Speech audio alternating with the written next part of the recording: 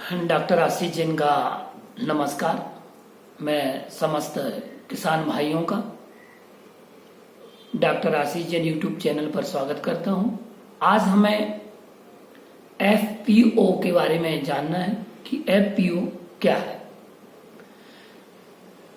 इसको अंग्रेजी में जिसका फुल फॉर्म है वह है फार्मर प्रोड्यूसर ऑर्गेनाइजेशन। इसको हिंदी में किसान उत्पादक संगठन कहते हैं। एफपीओ को समझने के पहले हमें इन तीन शब्दों को जानना अनिवार्य है: किसान, उत्पादक और संगठन। किसान वह है जो अपनी आजीविका भूमि को जोतकर उससे आश्रित पशुपालन, फसल उत्पादन, फल, सब्जी, बीज, उर्वरक पदार्थ आदि का व्यापार करके अपने जीवन को चलाने वाले उपाय रूप मार्ग को अपनाने वाला व्यक्ति किसान है। संस्कृत ग्रंथों में कहा भी गया है, भूमि कर्षण रूप जीवनोपाय मार्गस्य वृत्ति इति कृषकः। जिसकी भूमि को कर्षण रूप जीवन का उपाय का जो मार्ग है वह कृषक है। दूसरे सूत्र में कहा कि हल धरो भूमि पुत्रोति कृषकः। जो हलधर है, भूमि का पुत्र है, उसे कृषक कहा जाता है। भगवान वृषभदेव, बलदेव और महर्षि पाराशर भारतीय परंपरा में प्रमुख ऋषियों के रूप में माने गए हैं। इन्होंने उपदेश भी दिया कि कृषि करो या फिर ऋषि बनो। भारत में दो ही परंपराएं प्रचलित रही, कृषि करो या ऋषि बनो। ये हमने किसान के बारे में जाना।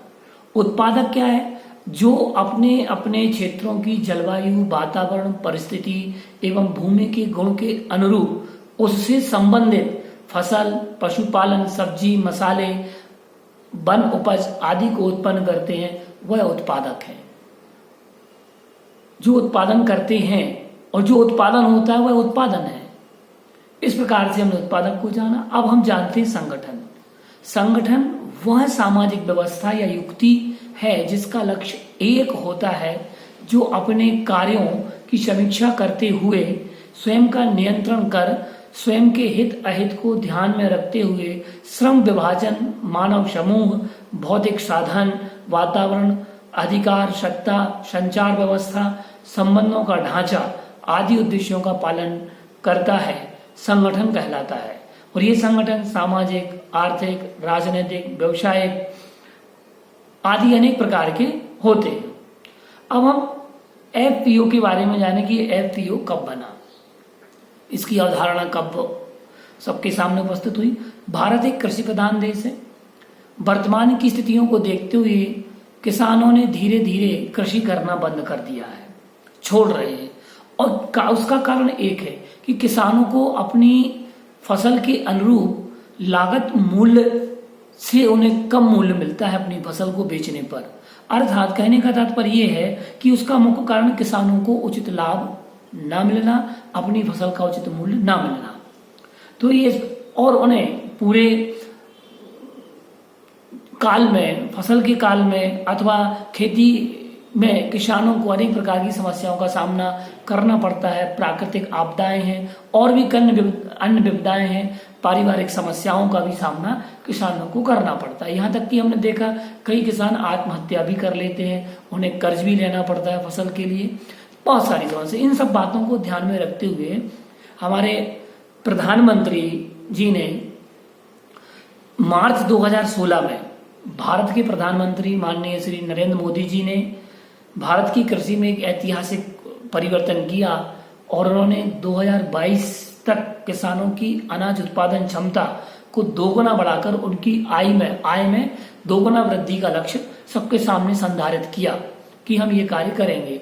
यद्यपि ये 2016 के पहले उसके 2 वर्ष पूर्व 2014 से इस योजना पर कार्य चल रहा था। उसमें ऐतिहासिक परिवर्तन माननीय नरेंद्र मोदी जी ने किए और इसके लिए पीएफओ का निर्माण किया गया और माननीय नरेंद्र मोदी जी ने इलेक्ट्रॉनिक राष्ट्रीय मंडी स्थापित करने का बहुत अच्छा प्लान बनाया और वह जो प्लान है उस प्लान को सफल करने के लिए इलेक्ट्रॉनिक राष्ट्रीय मंडियों के कार्य को संभव एवं सरल बनाने के लिए क्षेत्रीय स्तर पर कृषक उत्पादक संगठनों की मूलभूत आवश्यकता है।